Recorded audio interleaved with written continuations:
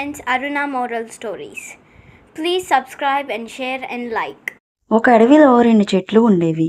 ఒకటేమో విశాలమైన కొమ్మలతో ఎంతో పెద్దదిగా ఉండేది. మరొకటి బుజ్జి కొమ్మలతో చిన్నదిగా ఉండేది.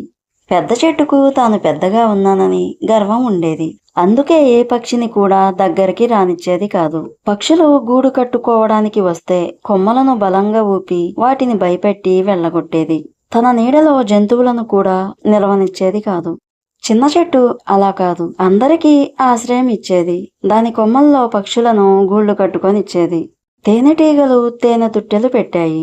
ఎండగా ఉన్నప్పుడు ఎన్నో జంతువులు ఆ చెట్టు నీడలో సేద తీరేవి. ఒకరోజు ఒక వడ్రంగి కలప కోసం అడవికి వచ్చాడు. పక్కపక్కనే ఉన్న 2 చెట్లను పరిశీలించాడు. ముందుగా చిన్న చెట్టు దగ్గరకు వెళ్ళాడు.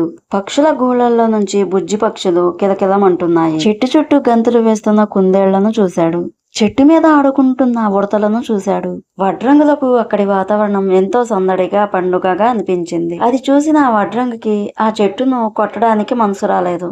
అక్కడి నుంచి పెద్ద చెట్టు దగ్గరికి వెళ్ళాడు. పెద్ద కొమ్మలతో విస్తరించి ఉన్న ఆ చెట్టు దగ్గరకు ఇతర జీవుల జాడ కనపడలేదు. ఆ వడ్రంగి ఒక్క క్షణం కూడా ఆలోచించకుండా పెద్ద చెట్టును నరికి కలపను తీసుకున్నాడు.